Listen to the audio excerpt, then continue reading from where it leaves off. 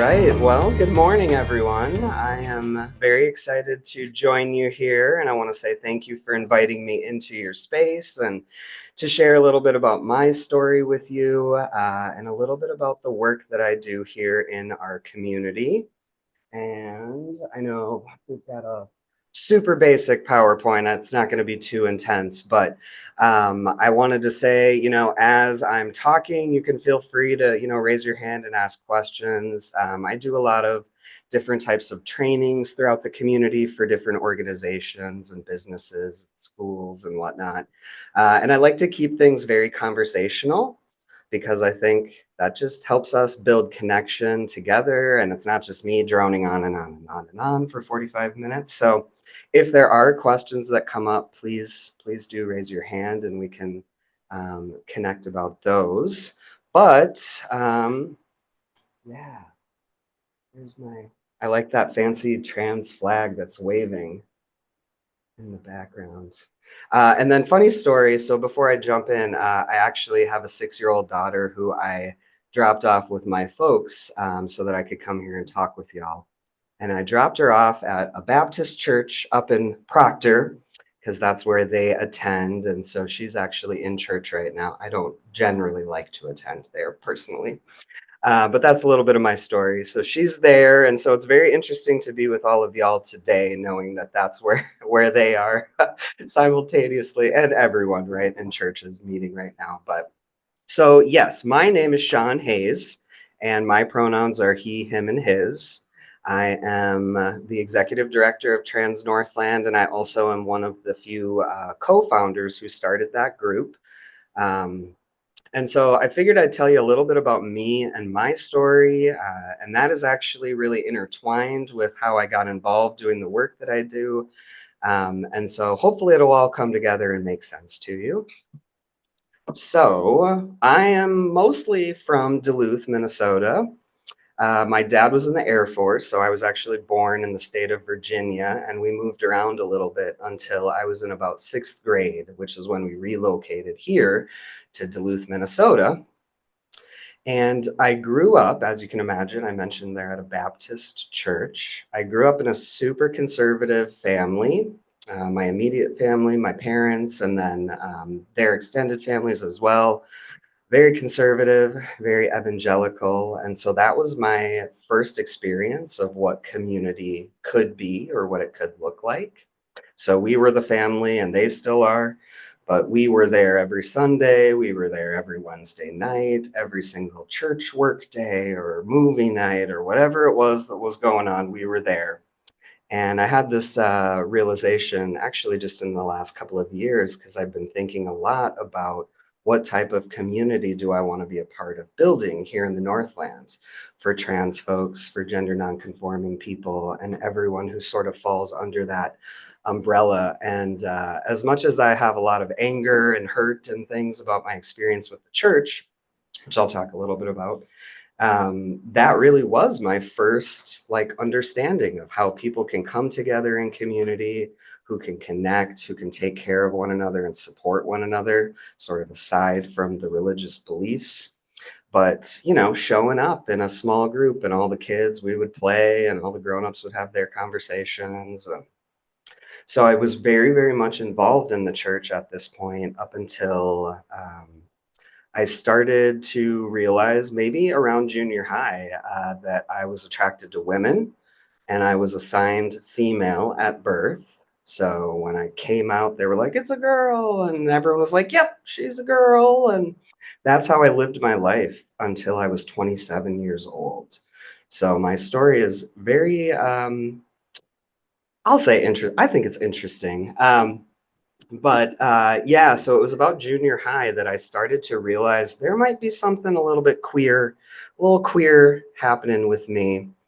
And for those of y'all who I get that question a lot is like, is it okay to use that word queer?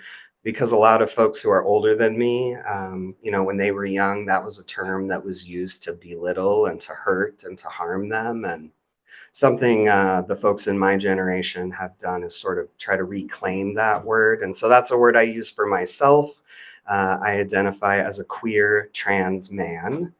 And so when I was starting to figure this out, I knew immediately that that was not going to be accepted in my family or in their church, our church at the time. And so I hid a lot of that for many years.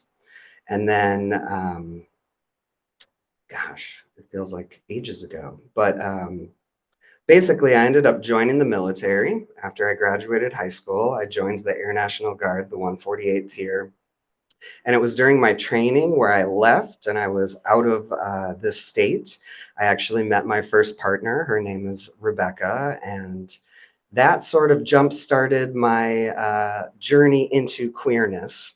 So I finished up my training, went to boot camp. I don't recommend it. Anyone else here been to boot camp? It was not my favorite. uh, yes, you've been there? Marine Corps. Yeah, well, that's serious. That's serious business. I know they say Air Force, Chair Force. So I survived boot camp, and I had gone to my tech school. So I had been gone maybe from my home about 6 to 8 months. And I came back. I had met this wonderful woman. And again, I had to keep it a secret. At this time, I'm probably about 21 years old. And I was going to UWS. And one night I was actually over there. I was taking a photography class back when they used dark rooms. And I was in the dark room at UWS. And there was no cell phone service in there. So I had been in there for a while working away. And I kind of popped out and went outside, checked my phone, and I had a voicemail. And it was my mom. And she was like, "You need to come home right now. We need to talk to you." Yikes. When you get a message like that. Didn't know what it was about. So, of course, I race home. And turns out we had an old desktop computer that I had been using to email Rebecca. And we were planning to meet up and have this lovebird rendezvous that I wasn't going to tell anyone about. And they found these emails on the computer, the family computer. I wasn't very smart back then. I didn't really know how to cover up my tracks. But they found these emails, and it was a really big deal. We did a lot of family meetings growing up, and so they had called a family meeting with my. I have two younger brothers who were there as well as my mom and dad. So I walk in, and they share, well, this is what we found. And, we're not going to let you live this life. We don't believe that this is right. This is clearly an abomination, based on Old Testament. And then they would also quote New Testament to me as well, as a way to, try to convince me to not be who I was, not to be with the woman that I loved. And it was, oh, yep. Can you clarify? Mhm. Were you being treated as a female by your family? Yes. Yep. Okay. Yeah. So I didn't realize that I was transgender until I was 27.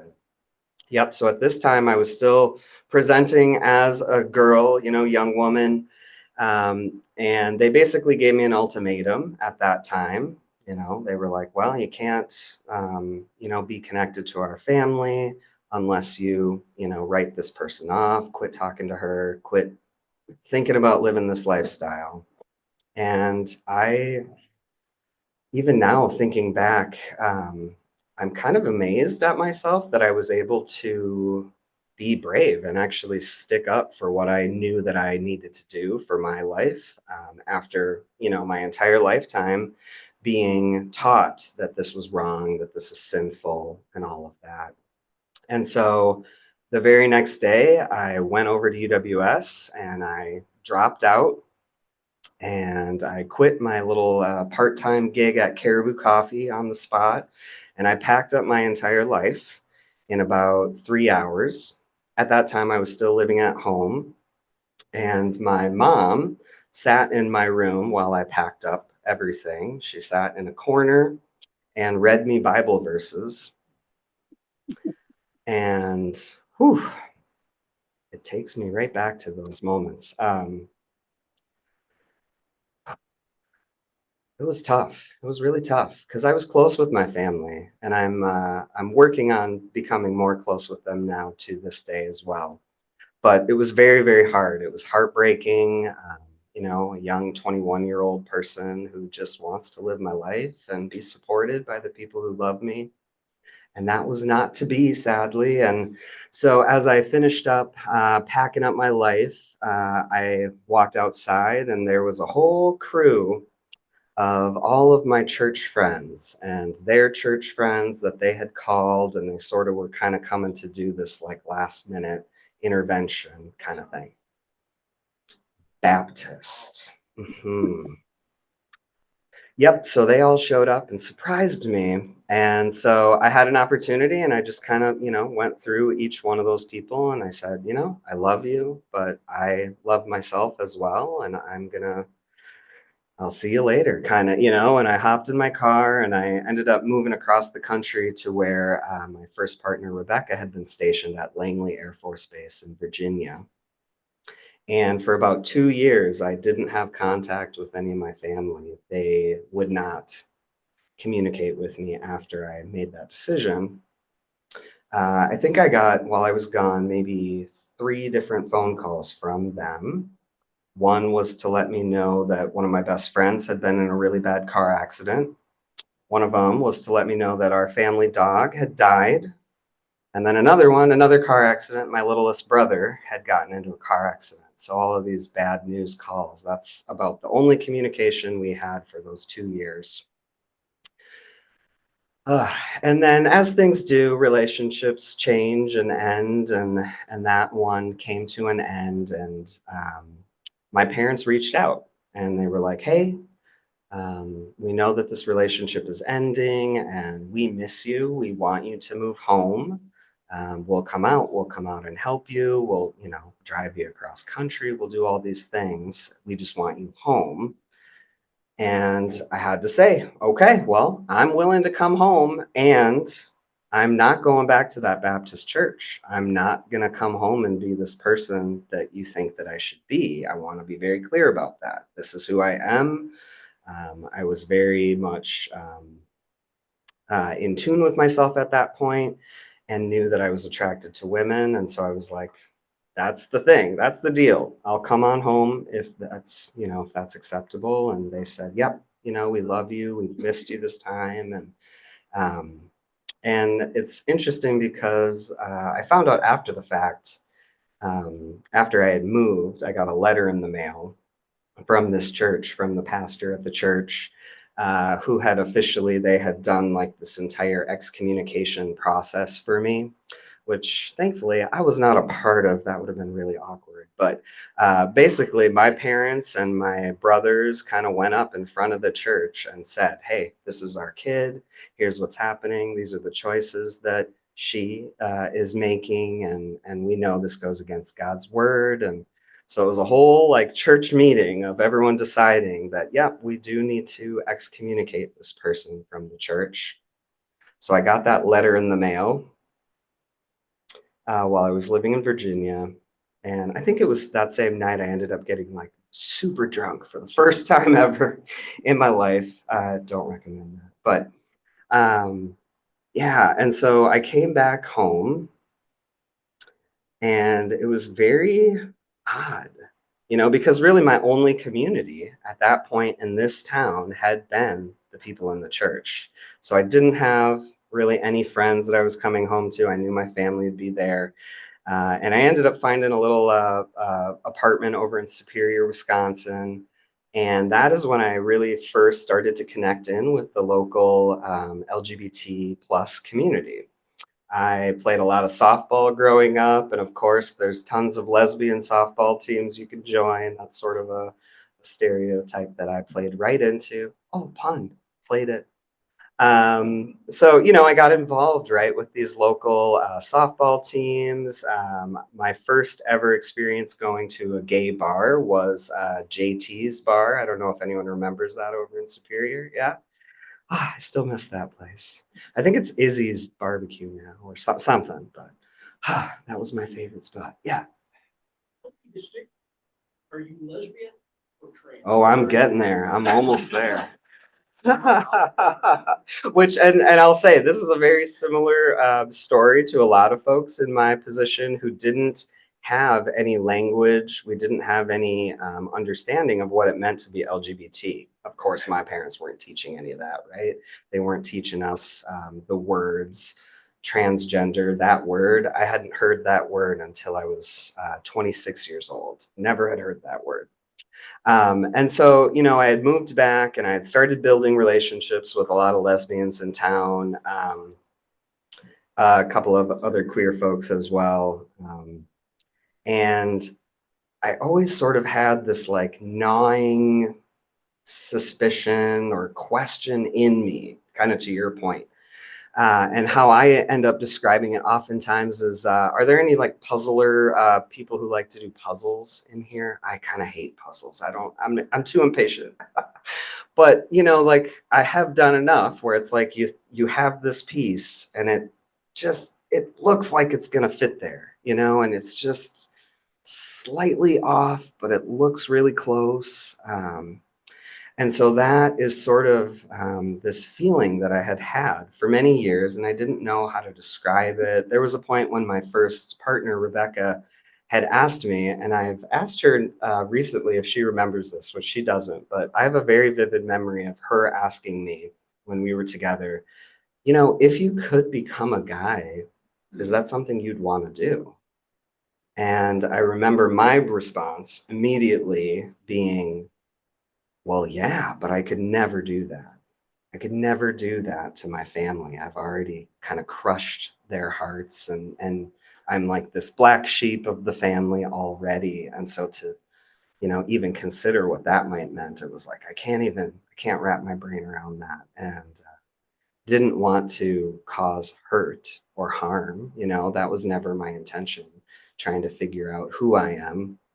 Um, so that's interesting. So fast forward to when I'm about 26 years old. I was single at the time, and I actually had a phone call with Rebecca. We've stayed friends over all of these years, and she's married and lives out in California.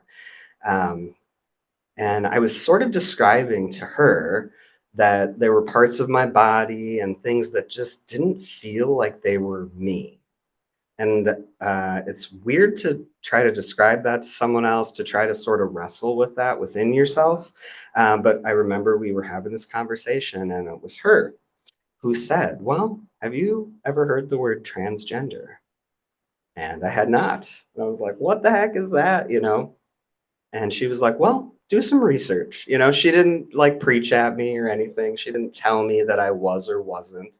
She just said, I think you might find this interesting, do a little bit of research. So for about the next, gosh, almost a year, that's what I did. I took many deep dives down the YouTube rabbit hole. That is a place that I found that there were a lot of different transgender people who were making videos about their experience and sort of telling their stories. They would do these photo like slideshows that sort of showed their physical transformation through their transition. And I remember finding this one trans guy, his like call name or whatever was Electric Dade. Didn't know who this person was, right? I just happened to stumble upon his videos. And he had this sort of montage video that I watched where it was like he went from being very feminine presenting, right? Long hair, wearing dresses. There were a bunch of photos like that. And then it sort of goes through when he first started his transition up until, at the very end of this video, he had had top surgery. He had, he was presenting very masculinely. He had the beard. I was like, what? I could have a beard? And that really blew my mind. And that's sort of when I first started learning about what it would mean to transition and different opportunities that are available for people who are transgender. So, goodness. So I'm at this point, right? I'm realizing I think this is who I am. I think this is a part of who I am. And what does this mean now? And at the time, I had just started dating my now ex-wife, but we were together. And I remember it was actually this December will be 10 years. So 10 years ago, in a couple days, in December, 10 years ago, her and I were laying in bed, and she knew that I was sort of wrestling with this within myself and had been doing a lot of research, and she was very supportive. Um, and we were laying in bed late at night, and we were kind of chatting, and I finally had a moment where I said, "I'm transgender." And she was like, "What?" I'm like, I'm transgender." "What?" she she was a pain. But she kind of, got me to say full throated, and really say, "Okay, I am transgender." And so from that moment on, my first question was, what the heck do I do now? I don't know what I'm doing. I don't know anyone who's transgender. I don't know what to do, right? And this is, I often think back on this, um, and I have always sort of had this heart for being connected into some type of community, right? From the very early days of being in that church. And so I found myself realizing I need to figure out if there's any other transgender people here in town. And my biggest concern was I'm probably the only one. So what do I do now? And so I sort of started putting out little feelers to friends of mine, most of them lesbians at that time, right? So I was like, does anyone know anyone? And no one did. And so it took a couple of months. And then finally, one of my friends said, oh, hey, this person that I work with does some work. Her name is Natalie Crowley, and she does some work in the trans community, and I can connect you. Yes, okay, I'm not the only one. That's excellent news. And so her and I met up for coffee at Amazing Grace when it was Amazing Grace. And we sat down, and she shared her story with me. And I sat there and drank coffee and listened. And she is a Black trans woman. So her story is a little bit different. She has different experiences, of course, but a lot of the transness, the trans feelings and questions and things I identified with, those were the same questions that I had been asking myself for almost a year, right? To try to get clear on who am I? And that is when she shared that she was a part of this group that at the time was called the Lake Superior Transgender Group. And she had been running that group for several years. And it was about the time that she was getting ready to move on. She was getting tired. She had been doing a lot of this organizing by herself and was just burnt out. You do that kind of work and you get real tired. And it's a stressful job to have to help coordinate and work and support trans folks back at that time. So, like 10 years ago. So she had told me, I'm getting ready, I'm moving to the cities, but there's this group and there's a couple of folks I can connect you with, and then y'all can kind of decide what you do from there. Great. Okay. More trans people that I can meet and connect with. And so we got together in the spring of 2015. We met down at the Building for Women in the basement somewhere. And there were maybe 5 or 6 of us. And I didn't know any of the folks. Natalie wasn't there. She was getting ready to move on. And so I met these couple of folks, and they shared with me that that group had been meeting. They had a bi-weekly peer-to-peer support group that they would host, and folks could just show up. And it's not like a therapist or anybody running that group. It's just folks with common experiences coming together, sharing our stories and answering questions and all of that. And I was like, well, I knew. I was like, I need that group. We can't let this group just disappear since Natalie's leaving. And the other group members agreed. And so we came up with, at that point, Trans Plus, and we were going to keep going with this support group. And so I was sort of thrust into community organizing work right alongside, in my personal life. I'm just now starting my own transition, my physical transition. And there's lots of different transitions. Lots of people think about it's like all medical stuff, but a lot of that is also social transition as well as like legal transitions with all of your documents and all of this kind of stuff. So I was just starting my own personal journey, and now I'm helping to run this group. I don't know much, but we're running this together. And you know what happened? It started off being like 5 or 6 of us.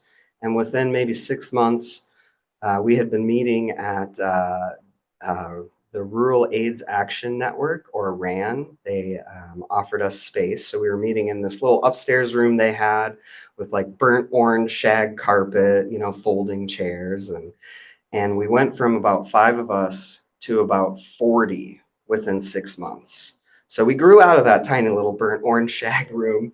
And so basically, from then, our work has really grown and grown and expanded based on what trans folks who come to the group would share, what they needed or what they wanted to see.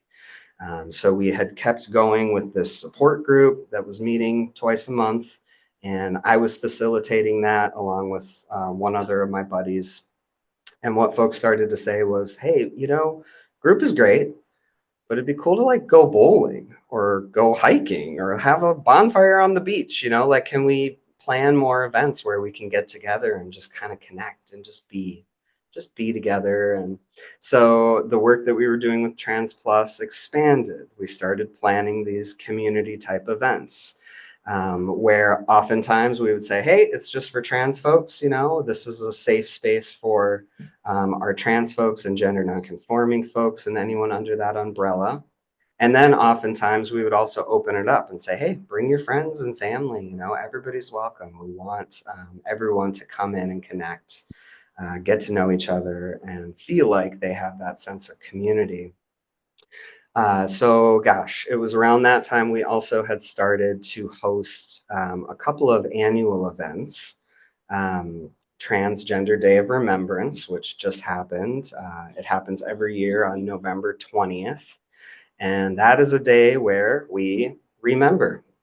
We remember all of the people who have been murdered just for being trans in the previous year. So this event has been happening since 1999. And there are reports, international reports, a couple of organizations that report and keep these huge lists of all of the people all over the globe who've been murdered for being trans. And so we gather together and we say their names and we light candles. And we just had our events. Um, does anyone know Kathy Herms? They are a non-binary type person, elder in our community who has, for a long time, hosted a candlelight street side vigil for that event. And so, yeah, we were all down there. We meet at the corner of Lake Avenue and Superior Street, right across from your brunch location, Pizza Luce. And Kathy every year prints out pictures of all of these people who have been killed. And we stand up on the corner and we hold our signs that say trans lives matter and trans people deserve equal rights and, whatever folks, put on their signs. And we have this very visible presence right as a lot of folks are getting off of work there. And I will say there were mostly happy honks happening that day, which is good. With our current climate, things are a little bit stressful for people who are transgender. You might have seen an attack ad or 1,300 in the last couple of months. So there were probably about 50 of us who gathered there, and then we went over to UWS and we had a panel where there were 6 different trans folks, 2 spirit folks, who were sharing their ideas about what it means to build resilience. So yeah, it was a really beautiful event. So we do that every year. We host Trans Day of Remembrance, or TDOR for short. And then we also, in March every year, March 31st, is Transgender Day of Visibility. So that's a more fun kind of gathering where we really try to be visible in the community. We try to create events that are joyful and creative, where folks, the entire community, is always invited and welcome to join us. And we just really share time and space together. This last year, the last couple of years, we've been at the depot actually, and we've had different trans people who come and sing songs and perform their music. We've had vendor shows where our trans and non-binary folks who are creators can come and sell their amazing art. and everything that they make. And so, really, our focus has shifted now within Trans Plus at the time, and now we've rebranded to Trans Northland. Um, to hosting these really big community events, because what we do know is that many people will say, I've never met a trans person. I don't know anybody who's trans. And what we do know about that is that's hard. That makes life hard for us. So that's why I really enjoy coming into these types of spaces to share a little bit about what my experience is personally, and sharing some of the stories of the folks that I work with. Because as we learn, as we meet people, as we connect, it gets a lot harder to be hateful. It gets a lot harder to attack people, and to vote against our rights, and on and on and on, right? So now Trans Northland, we host these huge events, including now Trans Joy Fest is our newest big scale community event. And we plan that every year now during Pride Month, which is in June. This past year was our third annual event, and literally it's a day centering trans people and our joy. Because as you can imagine, there's not a lot of spaces that are designed for that purpose. You know, a lot of people who know transgender people, it's all just very serious because people are aware that there's a lot of folks who just either don't understand, are just downright hateful, and don't want to learn about someone new or someone else's experience. So creating spaces that are full of joy has really become something central to my heart.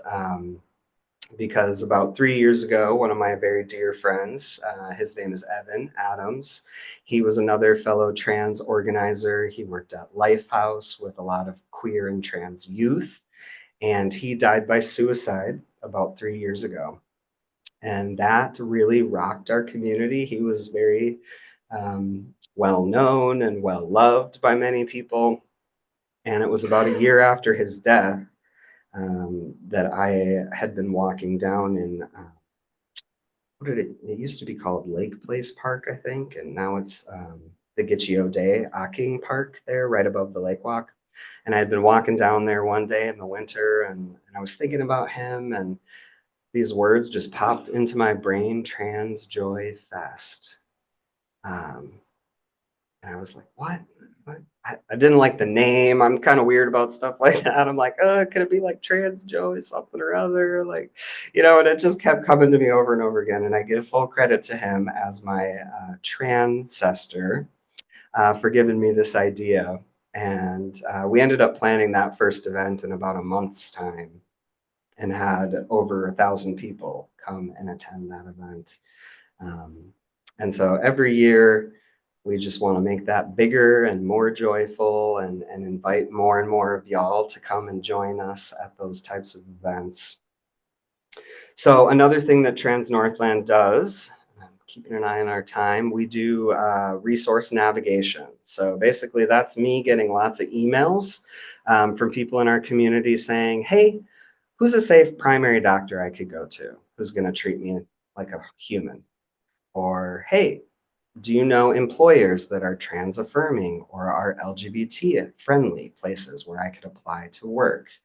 Um, the whole gambit, from healthcare to mental health to I need a job to where's a safe place to find housing.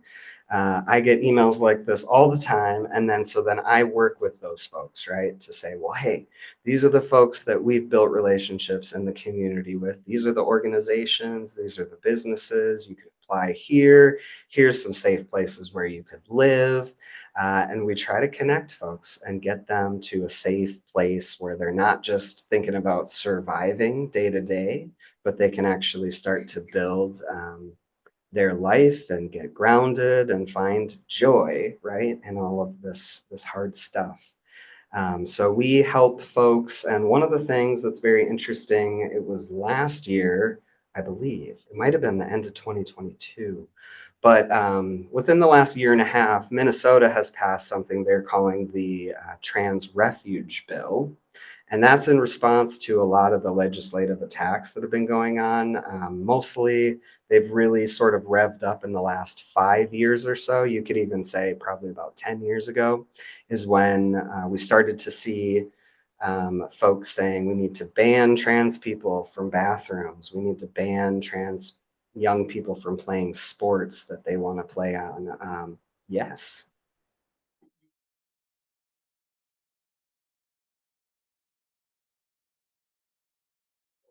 Yep, this is something people are really, really scared about. And I'm pretty sure I heard that there are maybe three trans girls in the entire country who have uh, ended up like suing to be able to play. So, one of the things we say is this is an issue that has really been blown up to be this massive fear tactic, kind of scaremongering type of campaign. So it's really not happening that often, but there definitely are trans men who have played in high school, you know, on the boys or men's teams. There's a really well known swimmer who transitioned from female to male, who was the first ever trans swimmer on the men's Harvard team. So there are a lot of trans people who play sports. Oftentimes, really, people are mad when those people do better, right? But oftentimes, they're not winning. Leah Thomas is the swimmer who transitioned from male to female that everyone was very, very, very freaked out about. And I think she took like 11th place at, you know, in her blanking on whatever her league or whatever it is. So you know, it's been really interesting to have the conversations about sports and like what bodies are allowed to play sports. If folks are familiar with like the Olympics this past year, there was a female cisgender female boxer, I believe, who everyone was saying, "You've got to be trans. You're too good. You can't be. It's not possible that a woman could be this good at boxing, right? So you must be a man pretending."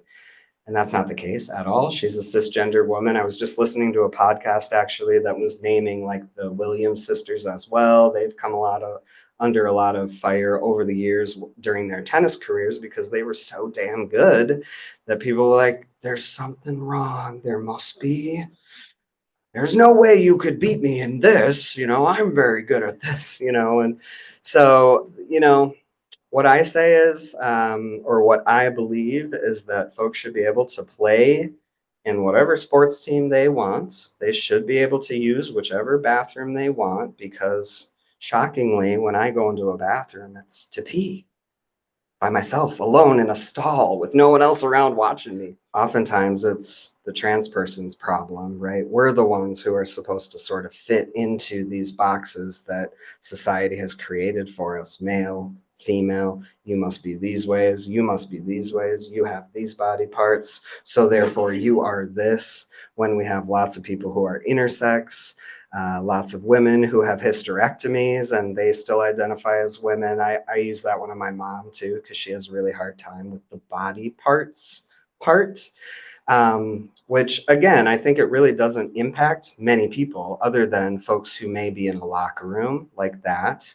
But oftentimes, what ends up happening with trans athletes is they create special, like individual or single stalls that then those folks end up using, or they're not even actually in, like, say, in this case, Leah, um, like a trans woman athlete doesn't even use like a women's locker room. They end up using, they like set up that, like an individual single stall situation for folks, which is very othering. I mean, it's kind of sad to be put in a your own, you need your own space here because we're afraid. And that's what I wonder is like, what is the fear?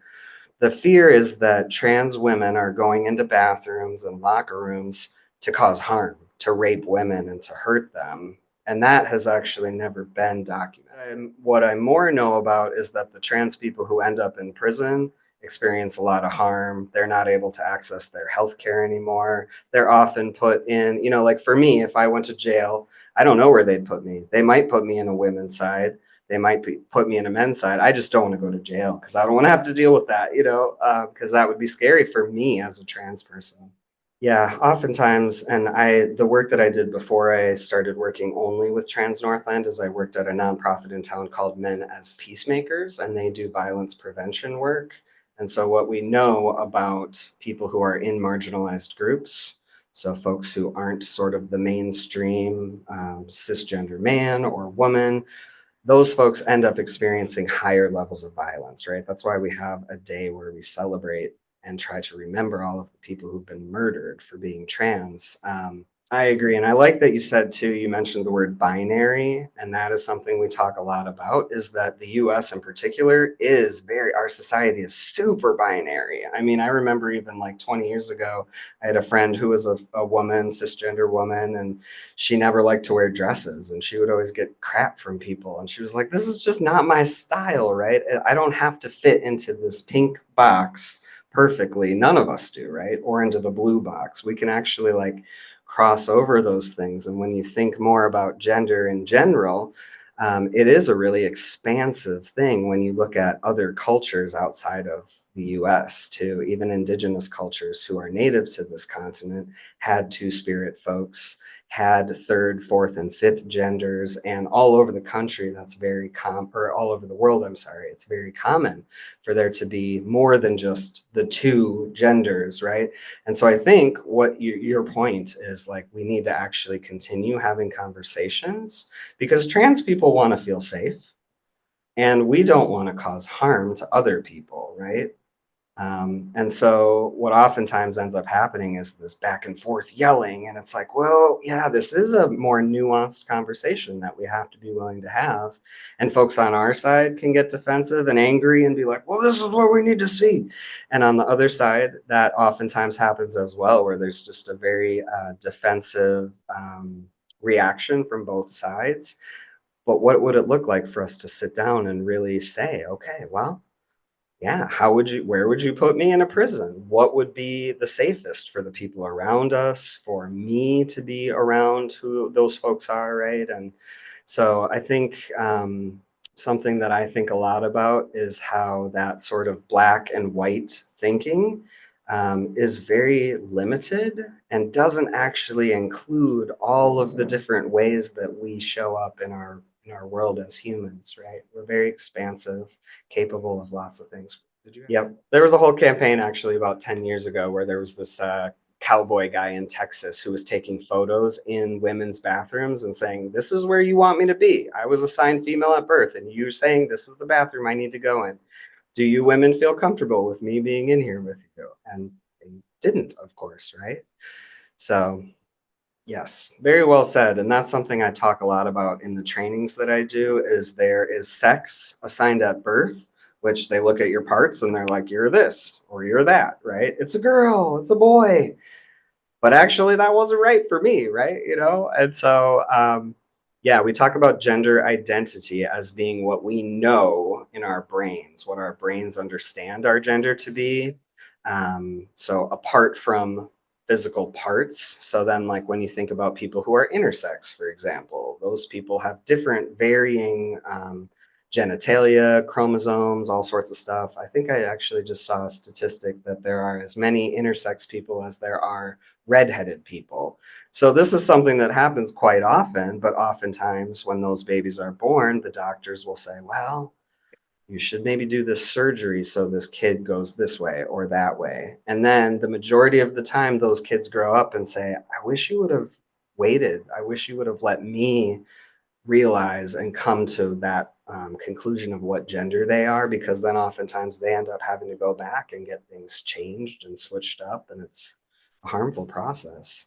Yeah, I love that question. Thanks, Bob. Yeah, so Bob is asking, what can you all do as either people in the LGBT community or as folks who might consider yourself to be allies or are maybe aspiring to be allies? You might not know what that means first, but oftentimes what we say or what I will say is show up, come to our events. Have conversations with people that you know. That's something I've been thinking a lot about since the election in terms of what are the conversations I need to be having with my family, my very conservative family, to help them understand that there's real fear. There's real fear within the trans community right now. I have my own personal fears of what might happen. Is the government going to come and take my child away from me like they are in Florida? Are they going to, allow my healthcare to be banned and then I'm just not going to be healthy for the rest of my life? So there's so many different ways that allies can show up, whether it's coming to Trans Day of Visibility in March 31st. We'll have an event, more to come. You can follow us on social media too. If folks are on Facebook or Instagram, you can also sign up for an email that we send out monthly, giving updates about what we're doing, events we're planning, different support groups. And then we also put asks out there, like we just had, Give to the Max Day was 2 weeks ago. And so you can donate money that will then pay me to keep doing the work that I'm doing because I'm the only paid staff member right now at Trans Northland. And historically, resourcing is really hard to come by for LGBT groups. So if you're able to donate to us, we would gladly take your donation. And then other than that, something I think a lot about is what are my gifts and skills and how can I offer those, right? So maybe you have a sewing club and you're like, hey, our sewing club is open, share about this in your newsletter. And then I would plop that in the newsletter and say, hey, this is a group that is open, that wants transgender people to come and feel safe. And so, whatever ways that you contribute to your community, whether that's you're really good at baking and you want to bake brownies for an upcoming event, we would love that. So, it's really whatever folks are able to do. We're not asking you to, show up and know everything there is to know about what it means to be transgender. I don't even know what that is. I'm just one transgender person who's sharing my experiences early, very young, probably between like 5 and 7. I have really vivid memories of being out and playing in the neighborhood and catching frogs and playing sports with my brothers. And then it was sort of around the puberty time, right, where we really start to see the genders separate. And oh, the boys do this. And my dad would take my brothers hunting and fishing. And I was never invited to those, right? And so I had to stay home and bake cookies or, whatever my mom was doing. But yeah, very early on, I would have said, this is who I am. These are the things I want to do. And I don't think my gender should like limit those things, right? I can catch frogs just as good as my brothers can. But just because of some innate body part on me, I'm not allowed to do these things. And I think that's silly. We're free humans, right? We should be able to decide what are the things we love to do. And I don't want anyone to tell me I can't do those things, right? I want to find joy and really try to thrive in my life and then teach my child how to live that way as well. And it's very interesting. So we've had this little kid growing up, and one of the things we do to educate her and a lot of our LGBT folks who are parents, we just like look at the books that we read to her. Like, do our books have Black people in them? Do they have brown people? Do they have queer people? Do they have disabled people in the stories, so that our kids are really learning? There's so many different ways that we show up in this world, and whatever way my kid wants to show up, she's actually said to me a couple times, I don't think I'm a girl or a boy. And I say, oh, okay, what does that feel like for you? I just stay curious with her and let her come to her own conclusions, because it's not on me to say you're a girl or you're a boy. That's on her. Yep, we do exist, whether or not you fully understand what that means. And that's actually not the point. You who are not transgender, you will never be able to understand what it feels like to be transgender. But really, what we talk about is building understanding, building empathy and compassion for our fellow humans. And that's really the best way to grow and make change. And I saw you're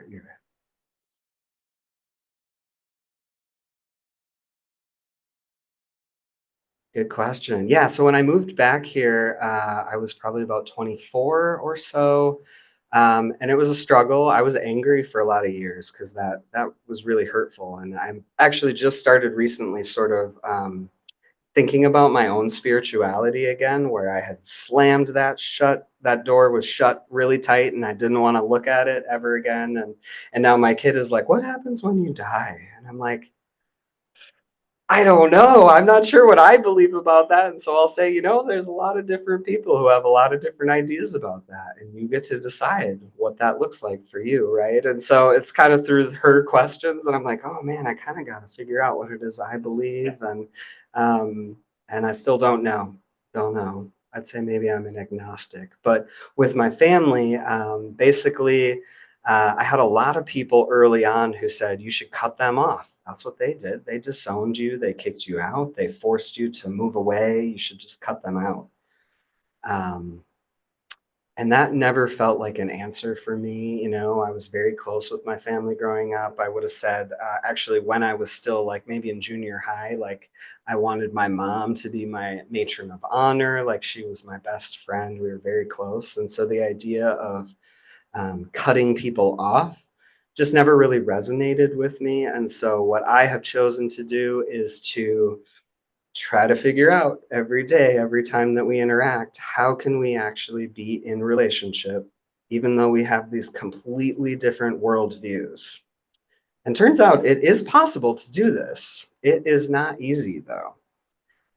There have been many, many conversations over the years and fights and tears and me saying, if you're not going to call me Sean, then I'm not coming to Christmas. I need to stand up for what I need to do to feel safe in my own body and in the places that I go to.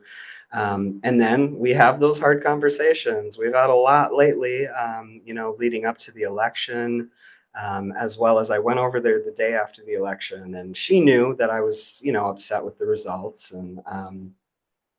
and she kind of had this, well, your guy won the last time, and our guy won this time, and it's not a big deal. And so then I spent about 3 hours sitting with her and explaining, first starting with me, here are my fears as a trans person. This is what I'm afraid of losing, and that's going to impact me, your child, the parent to your grandchild.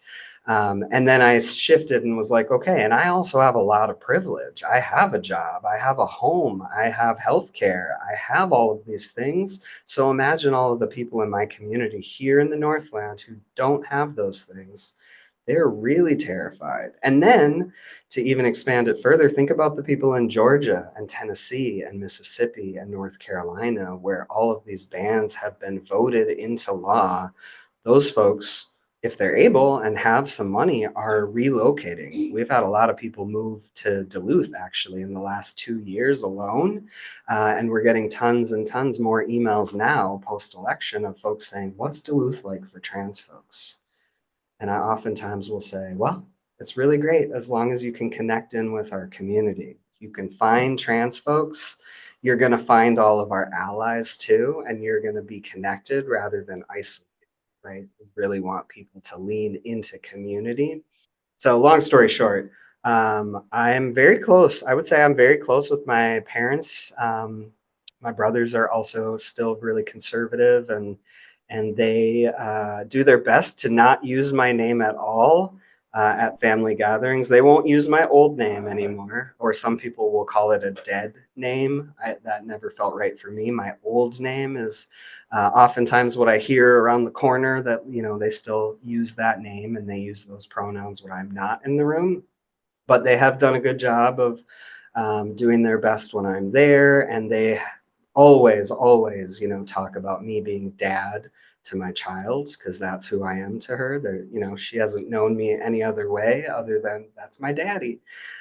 So there has been a lot of, I would say, give and take. I've been to many a Christmas service out there, super conservative church. And I'm actually talking with them now about, I said to my mom after the election, I was like, there's just so much confusion and so much hatred and polarization between these two sides. What about if I came into your church and gave you a Trans 101 training? And she was like, what? And I was like, yeah, I would love to do. I'd love to do that for my family. This is something I really enjoy doing. I like to teach. I like to answer questions and help folks understand. And I said, I'd love to come in and and whoever wants to come, whoever wants to learn a little bit more. Maybe you have a family member, maybe someone you work with, and you're just like, oh, I don't know how to be around this person. I mean, it's just a person ultimately, right? We're all just people trying to live our lives. Oh gosh. Well, it's like I can kind of see, and I was just telling my aunt actually, who's been a teacher for many years, and she's like the other liberal person in our family. We were seeing each other just a couple days ago, and she had asked about that, and I was like, it feels like there's some openness maybe starting to happen because that's what I like to encourage. Like, come and be curious, come with an open mind and an open heart and ask your questions, and I'll let you know if you ask a weird question. I'll answer it first and then I'll let you know that's a weird one. Don't just go around asking other trans folks about, like, have you had the surgery? I don't recommend that because that's weird. No one asks y'all about, have you had any surgeries? Tell me about your healthcare. Um, but the last thing she said to me, actually, as I was leaving that day, we were walking out to my car, and she said, you know, what can our church do to support the transgender community? What could we do? And she's never asked that. And I did not give her a great answer, but I was honest. And I said, I don't know that there's anything your church can do right now because many people in the LGBT community are afraid of and suspicious of any type of evangelical, more conservative church. They're not even going to walk in your doors because they're afraid of how you might treat them. And they say all the time, we're not transphobic, we're not racist, we're not all these things, right? We love all the people just like God loved. And I said, I think your church really needs to have sort of a reckoning, a conversation within your church, because they talk about the gospel and we want to share this good news. And I said, Mom, that's not good news for me. It's not appealing to me, and it's not appealing to many people in our community. So there has to be some type of relationship, I think, that's built where folks can then say, well, hey, I know what they believe. And also, they have this food market every Monday or whatever it is. There's certain tangible things that their church can do, I think, to sort of start opening their doors in a way. But I said, you can't be handing out tracts or like telling people Jesus loves you, because that's going to send them right back out the door and they'll probably never come back. But what does it mean to build relationships where there's some trust, and then more conversations can continue to happen, more understanding can be built, and hopefully empathy built? We've lost that a lot, I think. And so just one day at a time, and none of it is a fast process. As impatient as I am, I want them to just change their minds. And I know it's not about changing their minds, but I think it is about how we treat people that we come into contact with, whether they believe the same thing as us or not. That, their God calls them to love their enemies as their self and love their neighbors as their self. And so I'm kind of always like, push back on those things you say you believe. How are you doing that for trans folks? How are you doing it for queer folks? Are you doing anything at all? The ones that are against or like bans. Um, yeah, there's several more red-leaning states. Florida and Texas are kind of the big ones that have been passing a lot of, I mean, anti-abortion bills and all of that, right? Reproductive justice is kind of tied very centrally to LGBT concerns as well.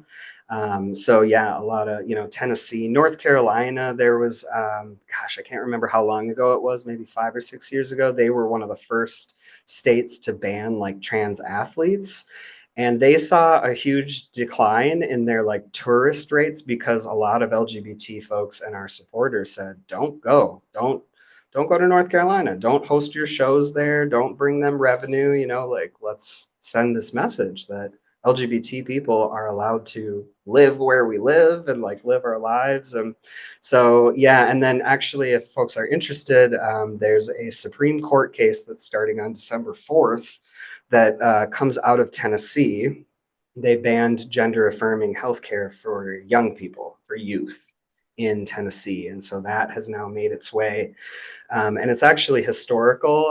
There's a guy named Chase Strangio, and he is the first ever transgender lawyer who will argue in front of the Supreme Court on behalf of trans youth and their families to have gender affirming care. And so there's a lot of misconceptions about what that looks like, and that could be a whole nother training I come in and talk to y'all about. healthcare for minors and what that process actually looks like. Kids don't actually go to school one gender and come home the next day another one. That cannot happen. I wish it could. That would have been great for me. Yes, Viagra is just one of the many forms of gender affirming care. This is something I talk to my parents about too. My mom, I'll say, well, you had a hysterectomy.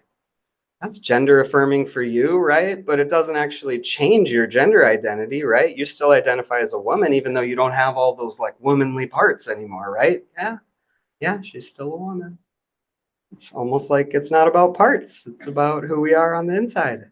Yeah, suicide rates in the trans community are at about 41%. The day after the election, LGBT suicide hotlines had a 700% increase in calls. So it is very serious, especially for youth. And that goes along with, anti-bullying things in school. There's a lot of different ways that youth are impacted outside of even like the healthcare piece. Um, yeah, and that's why I choose to be visible. I made a choice after the election. I had a moment where I was like, do I want to put this transgender pin on my jacket? Do I feel like I can safely wear that around Duluth? Um, and I felt scared, to be honest. I was like, I don't know. But then I thought about the youth and I thought, anyone in this town who sees this button and is trans or knows someone who's trans or non-conforming or, that's going to be a beacon to them of I'm a safe person and that's what I want to be. That's my goal is to be a safe person and to show that young people can grow up and become LGBT adults and live very happy and joyful lives. And that's the goal for all of us, right? That's interesting. I mean, I think again, it's a nuanced conversation. I mean, I think what we want to see is like a very easy, here's 3 steps to how we do this sports stuff or how we do this healthcare stuff. But ultimately, what it looks like for trans youth who have supportive parents or guardians or family around them, it's a whole wraparound service. So they're not just like going in and saying, I want to have top surgery. Or I want to have this or that surgery, or I want to start hormones. It starts with very minimal care, like going to therapy for a long time. Youth end up being in therapy for a long time, family therapy as well. There's their primary doctor who's also a part of that, as well as an endocrinologist. And so it's a very long process for the parents in town who have young trans and gender nonconforming kids. It takes a long time to even get their kids to be able to be on puberty blockers, which is one of the options. So instead of starting them right away on hormone replacement therapy, they start with these puberty blockers, which cisgender kids use a lot too, because I can't remember what it's called, but there's some type of uh, I don't know if you'd say it's a disease or not, where their puberty starts so early and they want to just pause that. An 8-year-old doesn't maybe need to start that, but their body is doing it. So they use those blockers for those kids as well. And that doesn't cause any type of lasting changes. So if a kid was on hormone blockers, or puberty blockers, they could go off of those in 4 or 5 years, and things would just start as it goes. I'm not sure if I answered that question fully, but and I know we're also like at time over time. Yeah, or I mean, even if you said let's wait until everyone's 18, right? I mean, brains aren't fully developed in men or until later, anyways. So yeah, right, and it's so different based on individual circumstances, right? So why not we just let folks make the decisions about their bodies that they want to, whether that's having an abortion or puberty blockers or dyeing their hair or, the whole gambit. We all actually have that freedom or should have that freedom to make those choices about our lives. Yes. Yeah. Well, there's a couple things I could say about that. So I think there are people who are asexual and agender. So people who just don't have that sort of what we would say normal. I try to not use that word because like who defines what is normal? Um, but I'm thinking about this kid I know who goes to Denfeld, and he initially when he was about 4 years old is when I first met him. He was at that point he had been assigned female at birth. and had sort of had questions about his gender. And so his mom is a therapist and she was very supportive and just said, okay, we're going to just explore this. Right. And so he, for many, many years, didn't have any type of puberty blockers, anything like that.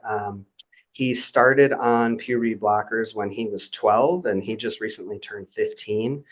So he was on puberty blockers from 12 until 15. And then he recently started testosterone. So I've known him, since he's been 5 and going through this whole journey. And again, it wasn't quick, yeah, I don't know Jazz personally, so I'm not sure, what her experience is. Yeah, I do know who Jazz Jennings is, yes. And I think again, it's such a nuanced conversation. So we can't look at Jazz's experience and say, well, that's the experience of every person who's had that. Yeah, and I'll just make maybe one final note. So, healthcare has changed a lot over the years, right? We didn't even study women's health for very long, right? That's a fairly recent phenomenon that we've started asking, well, do all these things that happen to men also happen to women in the same way? And like in the field, right, it's been mostly men throughout history who have done this work and or not done the work. That's something we don't have a lot of research studies yet, but they're starting to become more about transgender people. And so that was something I used to say all the time was there's not a lot of statistics out there because no one has cared to fund or do this research within our community. And so now that many more trans people have been out and visible and represented in the media, and there's people like me who come out and talk to you about what it means to be trans, people are realizing, oh wait, this is like a whole new group of people that we don't know a whole lot about. And as a personal note, when I started my transition and started doing testosterone, it was at a time when I had to, it was mandatory to go to therapy for a year. And then that therapist had to write me a letter before the endocrinologist would even see me. And then they did initial testing, and my testosterone level, just my normal testosterone level, was significantly higher than the typical, feminine range. And so one of the things I just said to some folks at Aspira St. Luke's when we were doing a training was, how many of y'all know what your chromosomes are? That's oftentimes what we hear. People will say, you're never going to be a real man, Sean, because when you die and they open up and exhume your body, your chromosomes are going to be this or that, and it's like, well, that doesn't really impact my life very much. And it doesn't impact many of us until we have a test and they're like, oh, hey, just that's interesting. You have higher levels of testosterone and we don't know why that happens. And I like to just think about it. Humanity is so expansive, and we're constantly learning more about what it means to be human and what's happening inside of us and how to live and be in community with each other as we do that. So I want to say I really appreciate all of your questions. I would be more than happy to come back and talk more or do a training or multiple trainings. I love this kind of stuff. So thank you so much for listening. And I think the last slide has my contact info as well. So you can email me and we can continue the conversation. But thank you. Yeah, thank you so much for listening.